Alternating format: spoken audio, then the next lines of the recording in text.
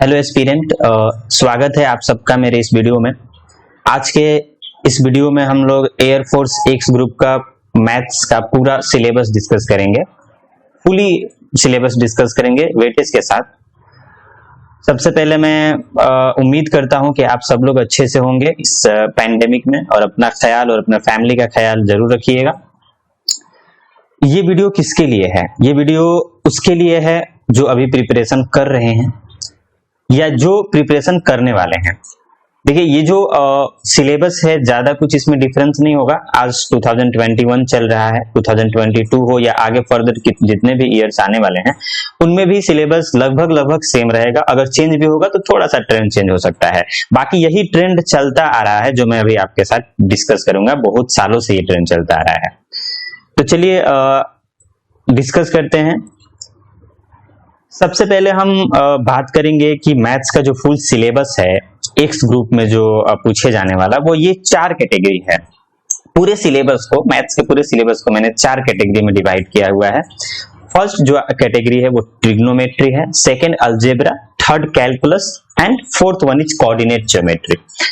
इन चारों कैटेगरी में ट्रिग्नोमेट्री जो है काफी इजी है, अलजेब्रा का कुछ पोर्शन अगर छोड़ दिया जाए तो आसान है, कैलकुलस टफ लगता है और कोऑर्डिनेट ज्योमेट्री आसान है। तो दो तरीके के बच्चे हो सकते हैं। एक ऐसे स्टूडेंट होते हैं जिनको सिर्फ कट ऑफ क्लियर करना है मैथ्स में, ठीक है, उनका फिजिक्स हो सकता है अच्छा है, इंग्लिश अच्छा है, तो वो उसमें ज्यादा मार्क्स ला करके क्वालिफाई कर जाएंगे। बस मैथ्स में चाहते हैं कि सिर्फ मेरा कट ऑफ क्लियर हो जाए। तो उन बच्चों को मेरा ये सजेशन होगा कि आप ट्रिग्नोमेट्री करके जाओ पूरा अच्छे से, ओके, क्योंकि ट्रिग्नोमेट्री से 3 से 4 क्वेश्चन आते हैं, 3 से 4। ओके, अलजेब्रा का कुछ पोर्शन कर लो, अलजेब्रा से 7 से 8 क्वेश्चन आते हैं, इसमें से 3-4 भी कर लेते हैं।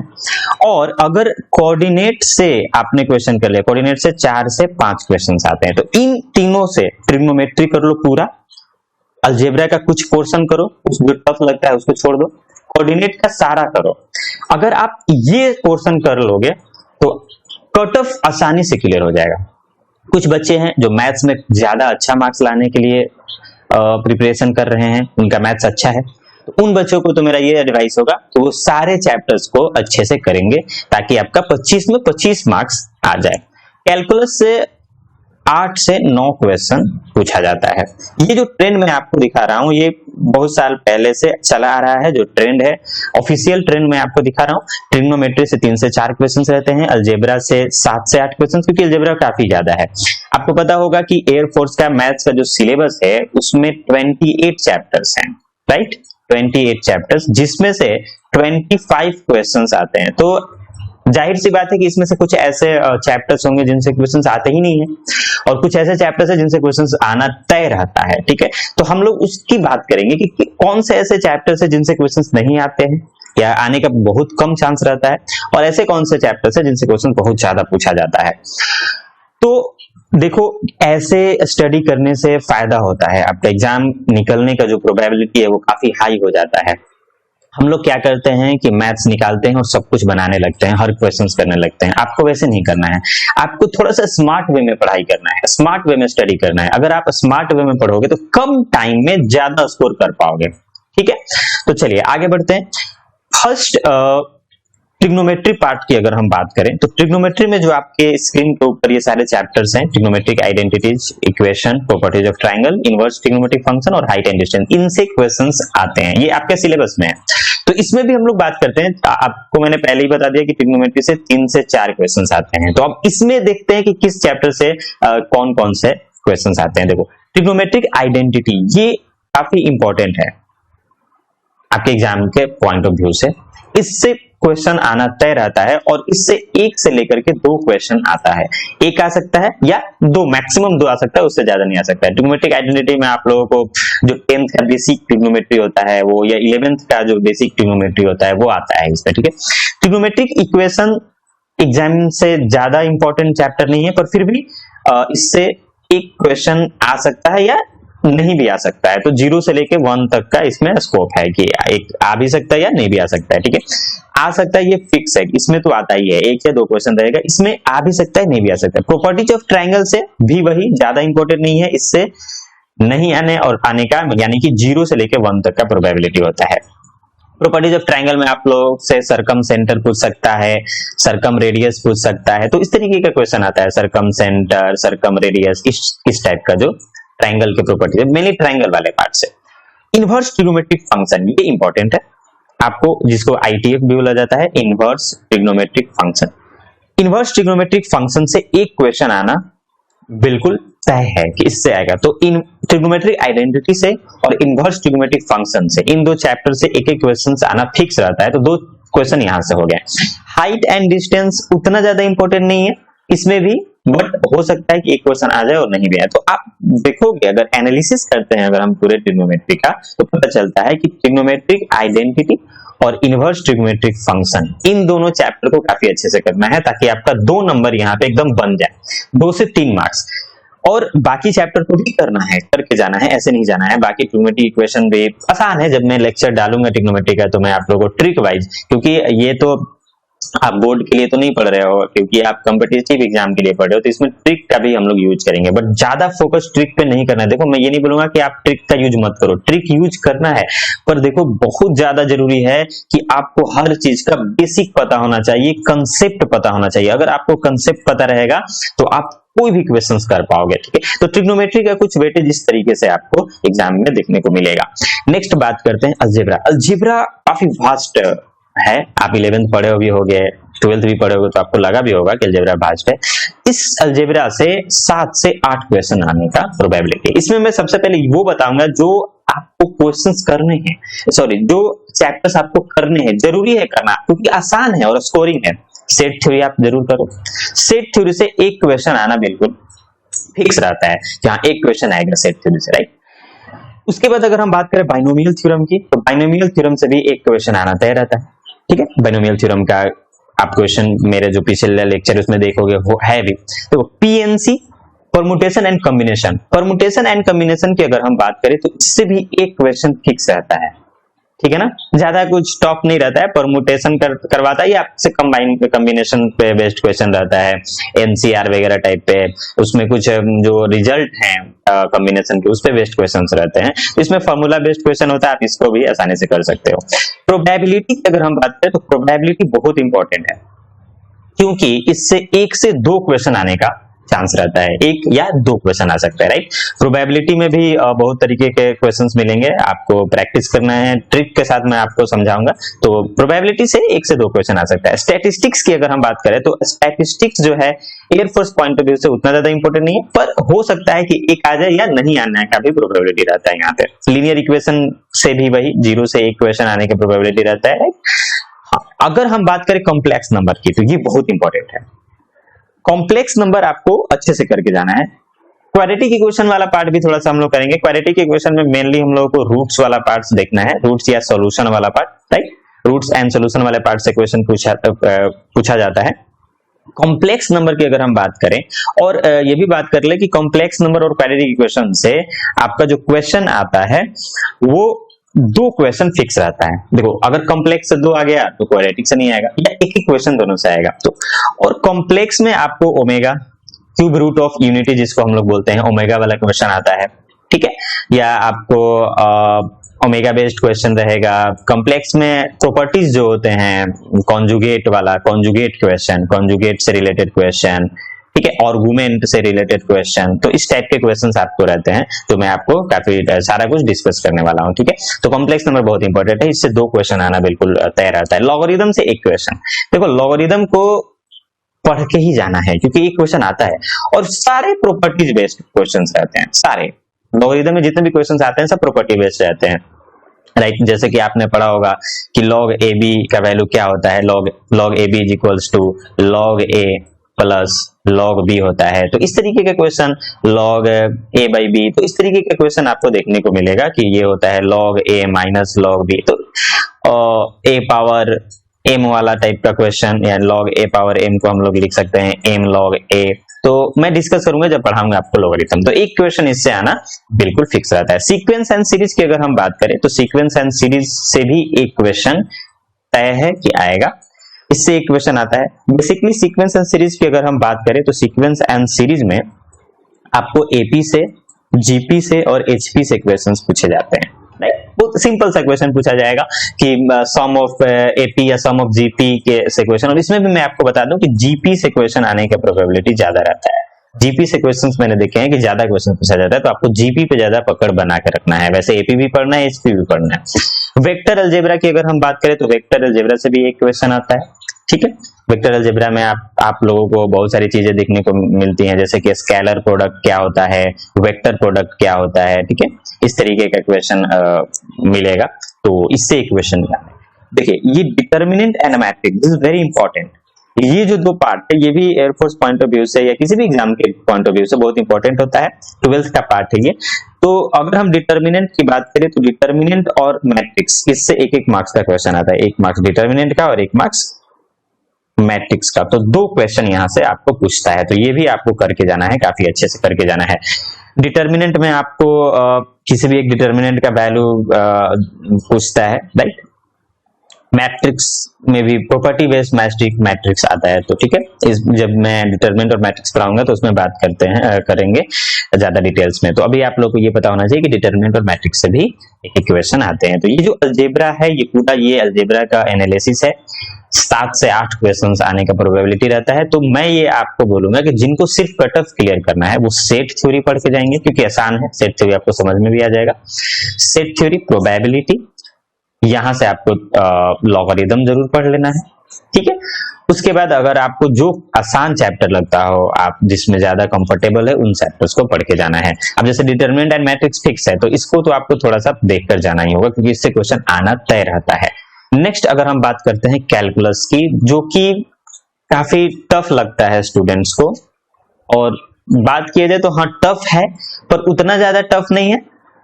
ट्रिकी बेस्ड क्वेश्चंस इसमें पूछे जाते हैं। तो जो मैं कैलकुलस कराऊंगा तो उसमें ट्रिक भी आपको बताने वाला हूँ। ट्रिक के साथ साथ फॉर्मूला होता है, तो उन सारे फॉर्मूले के हेल्प से और ट्रिक के हेल्प से हम लोग क्वेश्चन को करेंगे, तो काफी जल्दी होगा, ठीक है। इससे मैं बता दूं कि कैलकुलस से आपको 8 से 9 क्वेश्चंस पूछे जाते हैं एग्जाम में, ठीक है। सबसे पहले डिस्ट्रीब्यूशन की अगर हम बात करें, एनालिसिस की अगर हम बात करें, तो फंक्शन से एक क्वेश्चन आता है, ठीक है। इसमें फंक्शन से एक क्वेश्चन पूछता है। और अगर हम बात करें तो इसमें जो बेसिक फंक्शन है वो आपको पढ़ना चाहिए। अगर हम बात करें डोमेन, आप लोग 11th अगर पढ़े होगे, सॉरी 12th अगर आप लोग पढ़े होगे, या 11th में भी फंक्शन है, अगर आप पढ़े होगे थोड़ा सा, तो आपको डोमेन और रेंज अच्छे से पता होगा कि डोमेन क्या होता है, रेंज क्या होता है, कैसे निकालते हैं। डोमेन रेंज से कुछ क्वेश्चंस यहाँ से पूछ लिया जाता है, ठीक है। प्लस में इसमें और भी जो है इंपॉर्टेंट है, odd even function. Even function क्या होता है, ऑड फंक्शन क्या होता है, इसमें आपको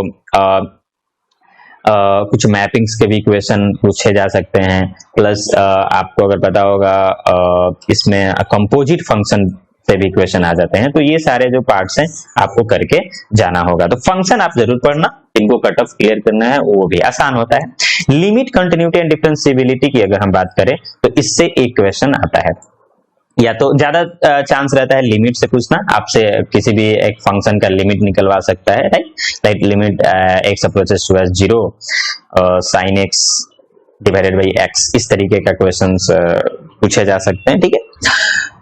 जो कि फॉर्मूला बेस्ड भी क्वेश्चन होते हैं, कुछ आपको करने भी होते हैं। यहाँ पे हम लोग एल हॉस्पिटल रूल्स के हेल्प से क्वेश्चंस को सॉल्व करेंगे। जो जब मैं लिमिट आपको पढ़ाऊंगा तो वहां पे काफी आसानी से बहुत कम टाइम में आप क्वेश्चन को सॉल्व कर पाएंगे। तो लिमिट से, कंटिन्यूटी से भी पूछा जा सकता है। अगर आपको लिमिट पता है तभी तो आप कंटिन्यूटी कर पाओगे। तो लिमिट और कंटिन्यूटी, डिफरेंशिएबिलिटी से भी चांस रहता है, पर उतना ज्यादा नहीं है। तो इस पार्ट को, लिमिट और कंटिन्यूटी को ज्यादा अच्छे से आपको करना है।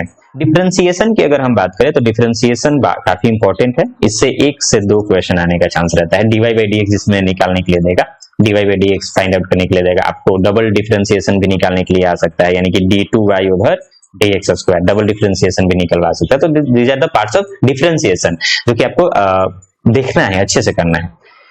AOD, एप्लीकेशन ऑफ डेरिवेटिव, यानी कि AOD की अगर हम बात करें तो AOD एक इंपॉर्टेंट चैप्टर है, राइट। अगर हम एग्जामिनेशन पॉइंट ऑफ व्यू से बात करें तो AOD भी आपको करके जाना पड़ेगा। AOD में आपको मेनली क्या करना है, मैक्सिमा और मिनिमा वाला क्वेश्चन का आपसे यही पूछता है। किसी भी कोई भी एक फंक्शन दे देगा, उसका मैक्सिमम वैल्यू पूछ लेगा, उसका मिनिमम वैल्यू पूछेगा, ठीक है ना। तो मैक्सिमा एंड मिनिमा करके जाना है। प्लस इसमें और एक इंपॉर्टेंट है, इंक्रीजिंग एंड डिक्रीजिंग वाला कंसेप्ट, या जिसमें जो कि मोनोटोनिक वाला आ जाता है, मोनोटोनिक है कि नहीं है, तो इसमें आपको इंक्रीजिंग, डिक्रीजिंग और मैक्सिमम मिनिमम वाला जो पार्ट है उसको करके जाना है। इसमें मैं बता दूं कि 1 से 2 क्वेश्चन आने का प्रोबेबिलिटी रहता है, यानी कि एओडी से 1 से 2 क्वेश्चन आता है। ये थोड़ा आसान वाला पार्ट है, ये लेफ्ट साइड जो मेरे लेफ्ट साइड आप देख पा रहे हो, ये आसान वाला पार्ट है, इसको आपको करना है अच्छे से। आप कुछ ऐसे चैप्टर्स होते हैं जिनको स्किप भी कर सकते हो, राइट? कुछ ऐसे चैप्टर्स होते हैं जिनको आप स्किप कर सकते हो, उसमें कोई दिक्कत वाली बात नहीं है। इन सारे चैप्टर में अगर मैं बात करूं डिफरेंशियल इक्वेशन की, तो इसको करके जाना। डिफरेंशियल इक्वेशन काफी आसान है, ठीक है, ये होने वाला चैप्टर है, और डिफरेंशियल इक्वेशन से एक क्वेश्चन आता है, ठीक है। एरिया अंडर कर्व बिल्कुल आसान चैप्टर है। एरिया अंडर कर्व से देखो, इससे जो एरिया अंडर कर्व है इससे भी प्रोबेबिलिटी रहता है कि आ जाए या नहीं भी आए। हो सकता है अगर आ जाए तो एक क्वेश्चन, ज्यादा चांस रहता है कि नहीं आता है, लेकिन आपको एरिया अंडर कर्व करके जाना है, आसान चैप्टर है। इन दोनों चैप्टर से इनडिफिनिट इंटीग्रेशन और डिफिनिट इंटीग्रेशन, अगर आप कंफर्टेबल नहीं हो, आपको मैथ्स नहीं आता है, तो मैं तो आपको यही बोलूंगा कि आप इनडिफिनिट इंटीग्रेशन और डिफिनिट इंटीग्रेशन मत करके जाना। और अगर या फिर आप ट्रिकी बेस्ड जो ट्रिक के हेल्प से क्वेश्चन होंगे, उन सारे ट्रिक्स के लेक्चर्स को देखना और फिर आप जाना, तो हो सकता है। पर आपको इंडिफिनिट और डिफिनिट इंटीग्रेशन के जो क्वेश्चन है वो लास्ट में अटेम्प्ट करना है। अगर आपके पास टाइम है, तो आपको लगता है कि मेरा कट ऑफ क्लियर हो जाएगा, या मैं 10 या 14-15 क्वेश्चन कर लिया हूं, क्योंकि 25 में आपको 25 क्वेश्चन तो करने नहीं है ना। अगर आपने 8 क्वेश्चन 10 क्वेश्चन भी कर लिया तो आपने कट ऑफ क्लियर कर लिया है। तो आपको अगर लगता है कि मैंने 12 क्वेश्चन सही कर लिया है या 14 क्वेश्चन सही कर लिया, तो आप इंडिफिनिट इंटीग्रेशन और डिफिनिट इंटीग्रेशन को स्किप कर सकते हैं। स्किप इसलिए मैं बोल रहा हूं कि देखो क्या होता है कि एक ही क्वेश्चन में आप जूझना नहीं है। कुछ क्वेश्चन से आपको ऐसा लगेगा कि आप जूझते जा रहे हो, टाइम वेस्ट होता है, तो आपको वो काम नहीं करना है। वैसे मैं आपको ट्रेंड बता देता हूं, इंडिफिनिट इंटीग्रेशन से एक क्वेश्चन और डिफिनिट इंटीग्रेशन से एक क्वेश्चन आना तय रहता है। डिफिनिट इंटीग्रेशन से सीधे फॉर्मूला बेस्ड क्वेश्चन आता है, ठीक है ना। जैसे कि आपको अगर हम बात कर दे कि -a से a fx dx का इंटीग्रेशन क्या होता है, तो आपको पता होना चाहिए कि इसका जो इंटीग्रेशन होता है fx plus f of -x integration 0 से a होता है, ठीक है। तो ये आपको तब पता होगा जब आप इसको ट्रिक से भी हम लोग करेंगे, तो ये देखेंगे आप अपने लेक्चर में। पर मैं आपको बता दूं कि इंडिफिनिट से एक क्वेश्चन और डिफिनिट इंटीग्रेशन से एक क्वेश्चन आता है। तो ये जो है आपका जो एनालिसिस है, वो एनालिसिस है कैलकुलस का, राइट। तो कैलकुलस से 8 से 9 क्वेश्चंस पूछे जाते हैं। तो मैं आपको फिर से एक बार दोबारा बोलूंगा कि आप फंक्शन करके जाओ, लिमिट कंटिन्यूटी करके जाओ, डिफरेंशिएशन करके जाओ, एओडी करके जाओ और डिफरेंशियल इक्वेशन करके जाओ। अगर आप कंफर्टेबल नहीं हो तो आई और डी यानी कि इंडिफिनिट इंटीग्रेशन और डिफिनिट इंटीग्रेशन को स्किप कर सकते हो, राइट। नेक्स्ट अगर हम बात करें कोऑर्डिनेट ज्योमेट्री, ये आपको करके जाना है, मस्ट है। मैं करके जाने के लिए इसलिए बोल रहा हूं कोऑर्डिनेट ज्योमेट्री को, क्योंकि ये काफी आसान चैप्टर है और स्कोरिंग है। अगर आप इसको करके जाते हो तो आपका क्वेश्चंस बनेगा, आप क्वेश्चंस करके भी आओगे। इससे 4 से 5 सवाल आपके एग्जाम में आएंगे। कार्टेशियन सिस्टम यानी कि रेक्टेंगुलर कार्टेशियन सिस्टम, जिसमें आपको डिफरेंट पॉइंट्स का लोकेशन वगैरह के बारे में इसमें पढ़ना होता है। कार्टेशियन सिस्टम से अगर हम बात करें तो ज्यादा चांस नहीं रहता है क्वेश्चन आने का, बट हो सकता है कि एक क्वेश्चन आ जाए। स्ट्रेट लाइन और फैमिली ऑफ स्ट्रेट लाइन, मतलब पेयर ऑफ स्ट्रेट लाइंस भी आपने पढ़ा होगा, pair of straight line, right. तो यहां से फैमिली ऑफ स्ट्रेट लाइन या स्ट्रेट लाइन, बेसिकली यहां से ज्यादा चांस, यहां से कम रहता है चांस, यहां से ज्यादा चांस रहता है कि स्ट्रेट लाइन से क्वेश्चन आ जाए। एक लाइन का इक्वेशन दे देगा, आपसे स्लोप पूछेगा, आपको कुछ भी पूछ सकता है। तो स्ट्रेट लाइन से means straight line and family of line से 1 से 2 क्वेश्चन आने का प्रोबेबिलिटी रहता है, राइट। अगर सिर्फ स्ट्रेट लाइन से आ रहा है तो 1 आएगा, नहीं तो फिर फैमिली ऑफ स्ट्रेट लाइन से भी आ रहा है तो 2 क्वेश्चन हो जाएगा, ठीक है। कॉनिक सेक्शन में आपको पता है circle, parabola, ellipse and hyperbola, ये आपका पूरा कॉनिक सेक्शन होता है। इसमें मैं आपको बताऊं, कॉनिक सेक्शन से जो क्वेश्चंस होते हैं वो 2 फिक्स रहते हैं, आपको आना ही है, 2 क्वेश्चन आएगा ही कॉनिक सेक्शन से। और अगर हम इसमें भी बात करें कि किससे आ सकता है, प्रोबेबिलिटी किससे है आने का, देखो सर्कल मैं नहीं बोलूंगा कि आप बहुत ज्यादा पढ़ के जाना, क्योंकि सर्कल से क्वेश्चन आने की प्रोबेबिलिटी बहुत कम रहता है। हाँ, पैराबोला से क्वेश्चन आने की प्रोबेबिलिटी बहुत ज्यादा रहता है। मैं ऐसे बोलूंगा कि पैराबोला से हो सकता है कि दोनों क्वेश्चन आ जाए, या हो सकता है एक पैराबोला से आए, एक इलिप्स से आ जाए, या एक हाइपरबोला से आ जाए, तो ये प्रोबेबिलिटी रहता है क्वेश्चन आने का। सर्कल से अब सर्कल आपको छोड़ के नहीं जाना है, सर्कल पढ़ना है पर बहुत ज्यादा डीपली नहीं पढ़ना है, थोड़ा बहुत पढ़ना है जिससे आपका काम चल जाए। इक्वेशन ऑफ सर्कल क्या होता है, सेंटर कैसे फाइंड आउट किया जाता है सर्कल का, टेंजेंट कैसे फाइंड आउट करते हैं हम लोग, नॉर्मल कैसे निकालते हैं, तो ये सारे बेसिक जो आप मैथ्स पढ़े भी होगे 11th में वो सारे करके जाना है। पर आपको पैराबोला काफी अच्छे से पढ़ के जाना है। पैराबोला से क्वेश्चन आने की प्रोबेबिलिटी बहुत ज्यादा रहता है, राइट। इलिप्स, हाइपरबोला, इनको भी आपको पढ़ के जाना है। इनमें कॉनिक में इंपॉर्टेंट होता है जो इक्वेशन होता है ना, इक्वेशन यानी कि equation of circle, equation of parabola, equation of ellipse, equation of hyperbola, इन सबको काफी ध्यान से जाना है आपको पढ़ के। इक्वेशन को अच्छे से पढ़ना है, उसके बाद सेंटर कैसे निकलता है, वर्टेक्स कैसे निकलता है, ये सारा पार्ट देखना है। तो जब मैं कॉनिक सेक्शन पढ़ाऊंगा तो इसमें आपको ट्रिक भी बताऊंगा और कुछ कंसेप्ट बेस्ड क्वेश्चन भी हम लोग करेंगे जो काफी आपके एग्जाम में हेल्पफुल होगा। तो स्टूडेंट, लास्ट जो है आपका 3D ज्योमेट्री से क्वेश्चन उतना ज्यादा नहीं पूछा जाता है एयरफोर्स में, ट्रेंड नहीं है अगर आप प्रीवियस ईयर क्वेश्चंस देखोगे तो, लेकिन आया भी है क्वेश्चंस, तो इससे भी आने का प्रोबेबिलिटी रहता है। एक क्वेश्चन आ भी सकता है, नहीं भी आ सकता है 3D ज्योमेट्री से, तो 3D ज्योमेट्री को भी आपको थोड़ा सा पढ़ के जाना है। तो इस तरीके से ये जो पूरा मैथ्स का सिलेबस है मैंने डिस्कस किया वेटेज के अकॉर्डिंग कि किस चैप्टर से कितने क्वेश्चंस आने का प्रोबेबिलिटी रहता है, कितने क्वेश्चंस आ सकता है। आपको 1 बाय 1 सारे चैप्टर्स को पढ़ने हैं। अगर आप चाहते हो कि मैं बहुत ज्यादा अच्छा करूं एग्जाम में, ज्यादा मार्क्स लाऊं, तो आपको हर चैप्टर्स को पढ़ने होंगे। लेकिन आप ये जो ट्रेंड देख रहे हो, ट्रिग्नोमेट्री, अलजेब्रा, कैलकुलस, कोऑर्डिनेट, इन्हीं चारों चैप्टर से क्वेश्चंस आते हैं। और अगर आप ट्रिगो अच्छे से करके जा रहे हो, अगर आप अलजेब्रा का कुछ पोर्शन अच्छे से करके जा रहे हो और कोऑर्डिनेट का कुछ पोर्शन, क्योंकि देखो ट्रिगो से मान लो 4 क्वेश्चन आपने कर लिए, 4 में से चलो 3 मान लेते हैं कि 3 में आपने ट्रिगो से कर लिया, और 3 अगर आप अलजेब्रा से भी कर लेते हो, सिर्फ 3 अगर क्वेश्चन कर लेते हो तो 6 हो गया। और कोऑर्डिनेट से तो मैं सोचूंगा कि 3 यहां से, तो 6 और 3 9 हो गया, 1-2 क्वेश्चन इधर उधर, यानी कि आपने कट ऑफ तो क्लियर कर लिया है, राइट। तो सिर्फ जिनको मैथ्स में डर लगता है, उनसे कट ऑफ क्लियर नहीं होता है, तो मैं उनको ये सजेशन दूंगा कि अगर आपको कट ऑफ करना है तो आप ट्रिगो, अलजेब्रा का कुछ पार्ट और कोऑर्डिनेट पूरा अच्छे से पढ़ के जाओ। ये पढ़ना है, आपको आसान भी है, समझ में भी आ जाएगा। आप वीडियो लेक्चर भी देख लेना मेरा या किसी का भी जिसमें आप कंफर्टेबल हो। तो इस तरीके से, और जिनको कुछ ज्यादा अच्छा करना है, मतलब जो चाहते हैं 15 से 20 नंबर का क्वेश्चन आना, 20 से 21 के अंदर आना, या जो चाहते हैं 25 में 25 सही करना, और जो कि मैं नहीं बोलूंगा कि आप 25 में 25 के चक्कर में रहें, आपको एक ऐसा मार्क्स लाना है जिससे आपका एग्जाम, जो आपका मेरिट लिस्ट है उसमें नाम आ जाए, जो कि मुझे लगता है कि 40 से 45 के अराउंड होता है, इससे कम भी हो सकता है, बट नॉर्मली इसी के बीच में आपका रहता है। तो आप उतना लेकर चलो कि आपका मार्क्स इतना आ जाए, ईगो पे नहीं लेना है। कैलकुलस जिनको मतलब बहुत ज्यादा अच्छा करना है, वो कैलकुलस काफी अच्छे से पढ़ के जाएंगे। तो इस एक बार और आप देख सकते हैं कि किस चैप्टर से कितने क्वेश्चंस आने का प्रोबेबिलिटी रहता है, किस तरीके का क्वेश्चन आता है, ठीक है। तो थैंक यू सो मच। अगर आपको मेरा वीडियो पसंद आ रहा होगा तो लाइक कर देना, सब्सक्राइब भी कर देना, और अपने जो आपके दोस्त है उसको शेयर भी करना। अभी मैं कुछ और लेक्चर्स अपलोड करूंगा सिलेबस पे, और उसके बाद हम लोग का जो है रूटीनली स्टार्ट हो जाएगा, ठीक है। एयरफोर्स का, नेवी का, AA SSR का भी मैं लेक्चर्स डालूंगा।